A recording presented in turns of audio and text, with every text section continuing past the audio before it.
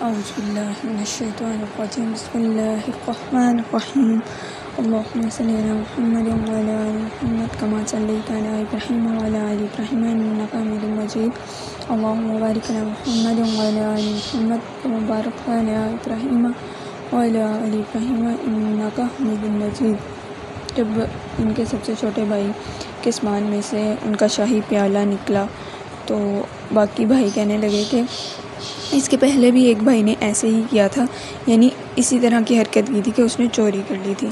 اب اس کا پیچھے کا سینیریو جو ہے نا وہ یہ ہے، ہوا یوں تھا کہ جب یوسف علیہ السلام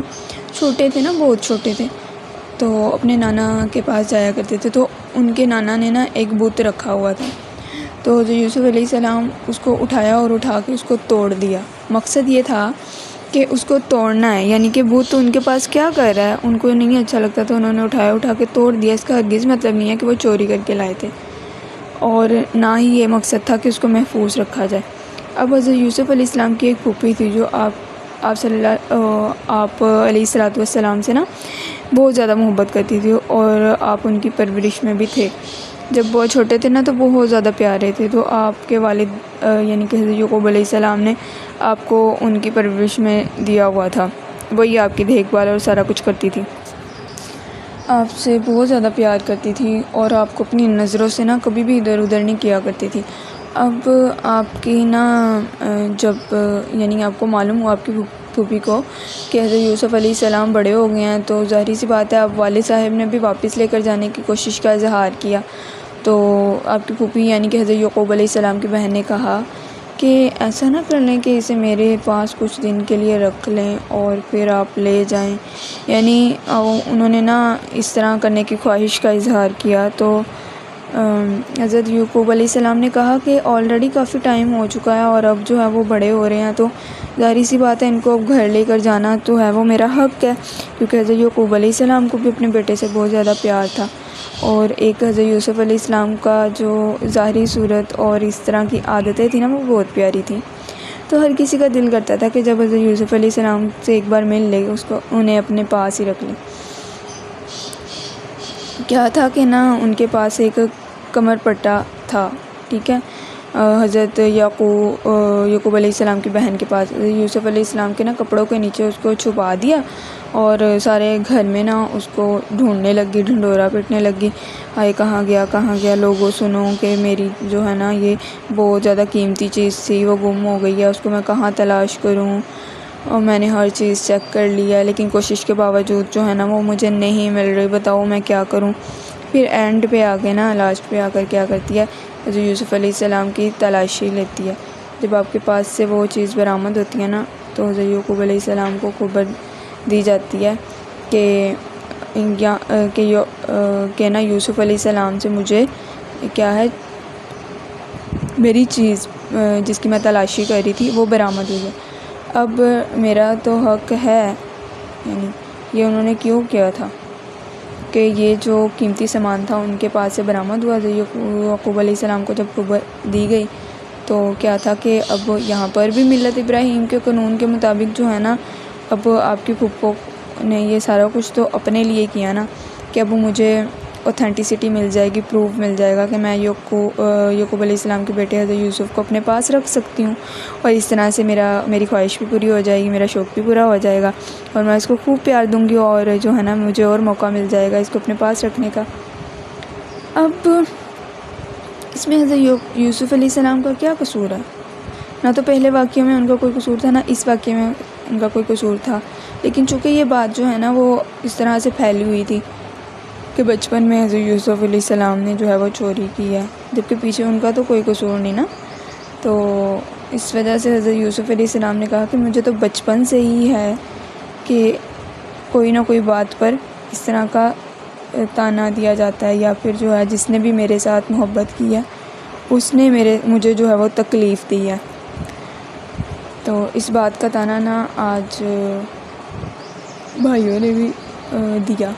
ٹھیک ہے۔ بھائیوں کی یہ بات سننے کے بعد یوسف علیہ السلام نے کہا، اپنے دل میں کہا نا، اب دیکھیں کہ حضرت یوسف علیہ السلام خود کو نہیں ظاہر کرتے تھے کہ میں جو ہے وہ یعنی بادشاہ کے عہدے پر ہوں، تم کون ہوتے ہو مجھے کچھ کہنے والے؟ میں تمہیں بتاتا ہوں کہ تم سچے ہو یا تم جھوٹے ہو۔ میں تم لوگوں کی تمام تر حرکتوں کو جو ہے نا وہ بہت اچھے سے جانتا ہوں۔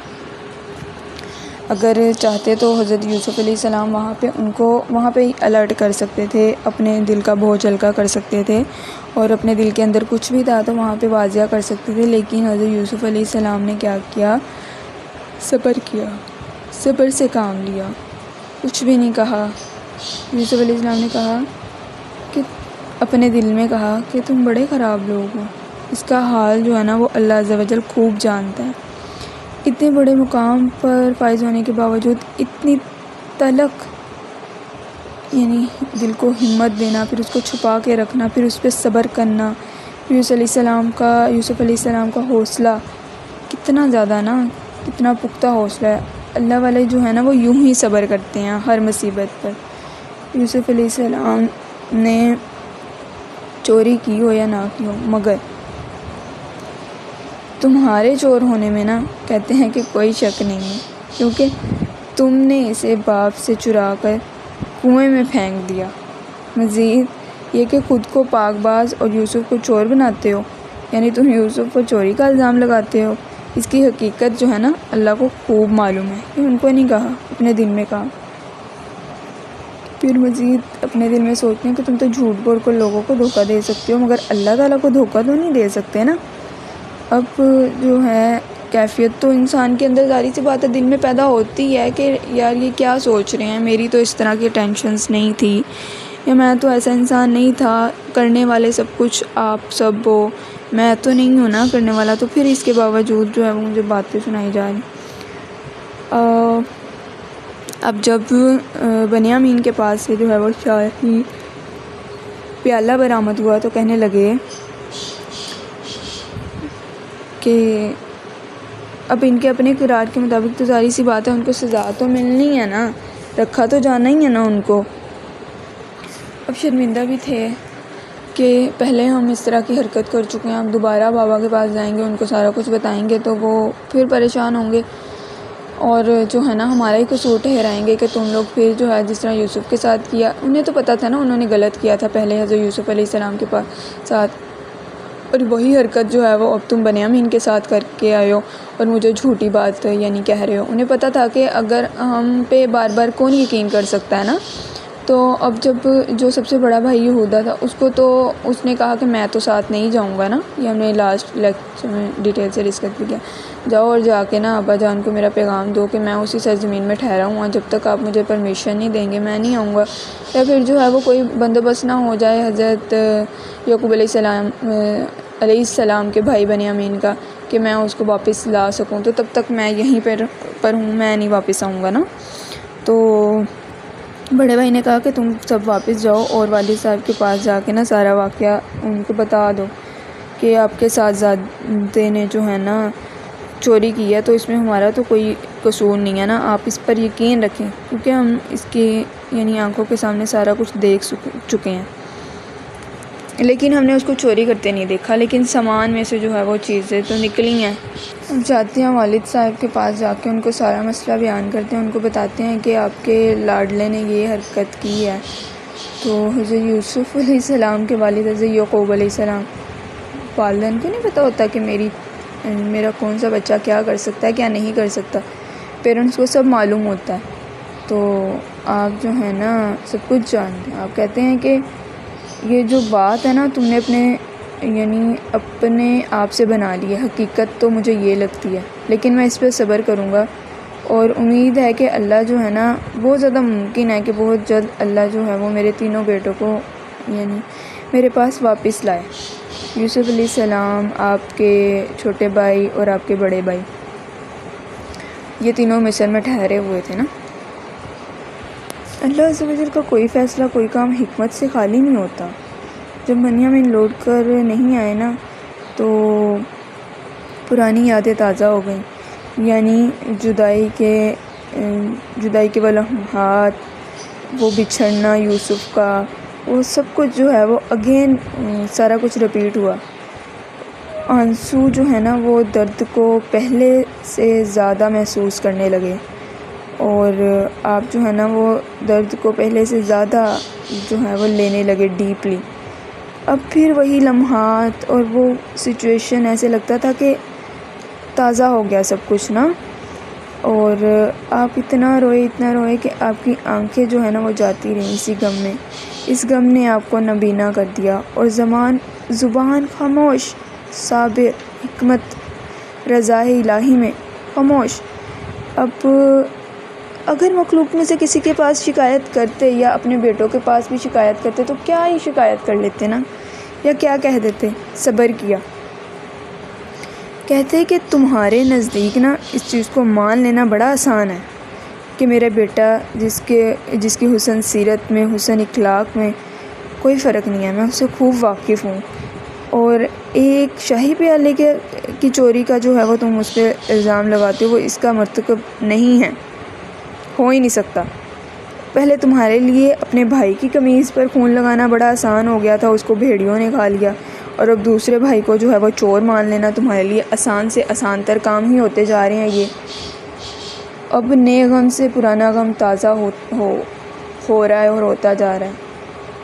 حضرت یوسف علیہ السلام کو یاد کرتے ہیں اور کہتے ہیں ہائے یوسف، اور غم سے روتے روتے ان کی آنکھیں جو ہے نا وہ اتنا روئے کہ سفید پڑ گئیں.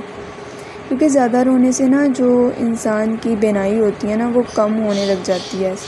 یعنی کہ جو ہمیں یہ بلیک والا پارٹ نظر آ رہا ہوتا ہے نا، سیاہی جو آنکھوں کی جس کو کہتے ہیں، یہ کم ہو جاتا ہے. آنکھیں بالکل بے رونق بے نور ہو جاتی ہیں، یعنی کہ جو ان کی دیکھنے کی ان کے اندر ایک صلاحیت اللہ رب العزت نے دی ہوتی ہے نا وہ ختم ہونے لگ جاتی ہے.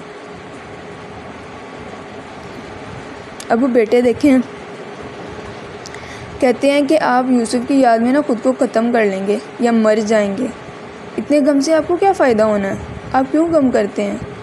اور اس پہ تو غم کرنا نہیں بنتا، اس طرح ان کو نا کہتے ہیں. یعنی کہ یہ جو سارے بیٹے ہیں نا جلد باز اور جو ہیں یعنی ان کو نہ تو بولنے کا پتہ چلتا ہے اور نہ ان کو کنٹرول ہوتا ہے اپنے بولنے پر. لیکن حضرت یوسف علیہ السلام کی ہر بات علم و حکمت سے بھرپور ہوتی تھی جب بھی وہ کچھ بولتے تھے. اب حضرت یعقوب علیہ السلام کو ساری سی باتیں اس سے تکلیف تو ہوئی نا کہ انہوں نے کیا ورڈز ادا کیے. حضرت یعقوب علیہ السلام نے فرمایا کہ تم کو میرے رونے سے کیا ہوتا ہے، کیا بحث؟ میں تو اپنا رنج اور غم صرف اللہ سے ہی اس کی شکایت کرتا ہوں نا، تم سے تو کوئی شکایت نہیں کرتا نا. اور اللہ اپنے بندوں کو خصوصاً رسولوں کو کتنا بڑا حوصلہ دیتا ہے نا کہ جگر جو ہے نا وہ ٹکڑے ٹکڑے کر دینے والی خبریں سن کر بھی نہ شکوہ نہ شکایت، نہ کسی سے کوئی گلہ نہ وویلا، ٹھیک ہے. اور اپنے بیٹوں کی صبر پہ بھی صبر جمیل، دوسرے بیٹے کی خبر پہ بھی صبر جمیل. اور اب بھی ان کے سہارے دن میں امید کا چراغ جو ہے نا وہ روشن ہے. انہیں پتہ ہے کہ اللہ رب العزت جو ہے نا وہ جلد مجھے میرے تینوں بیٹوں سے ملائے گا، اس کی حکمتوں میں کوئی بھی انتہا نہیں ہے. معلوم یہاں پہ پڑتا ہے کہ جھوٹا جو انسان ہوتا ہے نا اس کی آپ سچی بات کا بھی اعتبار نہیں کرتے. یعقوب علیہ السلام کو اللہ عز و جل پر اتنا پختہ یقین تھا، یہی ان کی مشکلات جو ہے نا مشکل حالات میں ان کی امید بنا، ان کا حوصلہ بنا. دوسرا انہیں حضرت یوسف علیہ السلام کا خواب جو ہے نا وہ بہت اچھے سے معلوم تھا اور انہیں پتہ تھا یہ بھی تو پورا ہونا ہے نا، اس پہ بھی یقین تھا. پر غم کی شدت کو اندر رکھنے کی وجہ سے حضرت یعقوب علیہ السلام کی طبیعت پر بہت گہرا اثر ہوا. اس غم نے آپ کو اندر سے خالی کر دیا، ان کا دل بھر گیا اور زبان بند ہو گئی، اور کہ کس سے اپنا رنج و غم بیان کریں. فزیکلی ان کے پاس کچھ نہیں ہے، کوئی نہیں ہے، کوئی احساس رکھنے والا دل نہیں ہے، کوئی احساس رکھنے والے لوگ نہیں ہیں، کس سے بیان کریں. اور نہ ہی جو ہے وہ اللہ کے ولی، اللہ کے نیک لوگ، اللہ کے پیغمبر ہیں نا، وہ تو اللہ کے نبی ہیں، تو وہ اپنا غم کسی کو ویسے بھی شو نہیں کرتے، بیان نہیں کرتے، وہ اللہ سے بس اپنے غم کا اظہار کرتے ہیں.